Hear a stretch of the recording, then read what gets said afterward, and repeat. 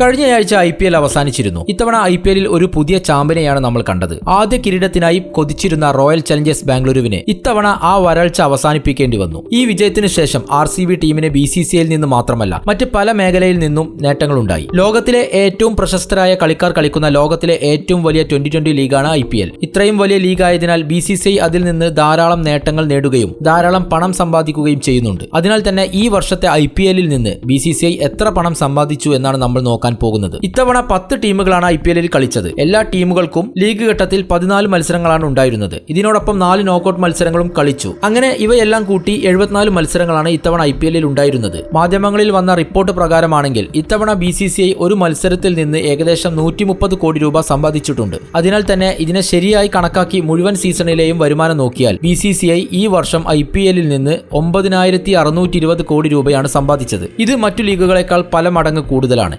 IPLൽ ഒരു ഭാഗം എല്ലാ IPL ടീമുകൾക്കും വിതരണം ചെയ്യുന്നതിനാൽ IPL BCCIക്ക് മാത്രമല്ല ടീമുകൾക്കും നേട്ടമാണ്. IPLൽ നിന്നുള്ള വരുമാനത്തിന്റെ അളവ് കാരണം മറ്റു ബോർഡുകളും കളിക്കാരും ഈ ലീഗ് കളിക്കാൻ തയ്യാറാണ്. വാസ്തവത്തിൽ ഇത്തവണത്തെ IPLന്റെ കാഴ്ചക്കാരുടെ എണ്ണത്തിൽ വലിയ വർധനവാണ് ഉണ്ടായത്. മുൻ സീസണിനെ അപേക്ഷിച്ച് ഈ സീസണിൽ 1% ആളുകളാണ് ഡിജിറ്റലായി മത്സരം കണ്ടത്. ഇത്തവണത്തെ IPLൽ RCB ആകട്ടെ 17 വർഷത്തെ കാത്തിരിപ്പാണ് അവസാനിപ്പിച്ചത്. കിരീട മത്സരത്തിൽ RCB ശ്രേയസ് അയ്യരുടെ നേതൃത്വത്തിലുള്ള പഞ്ചാബ് കിങ്സിനെ 6 റൺസിന് പരാജയപ്പെടുത്തിയിരുന്നു.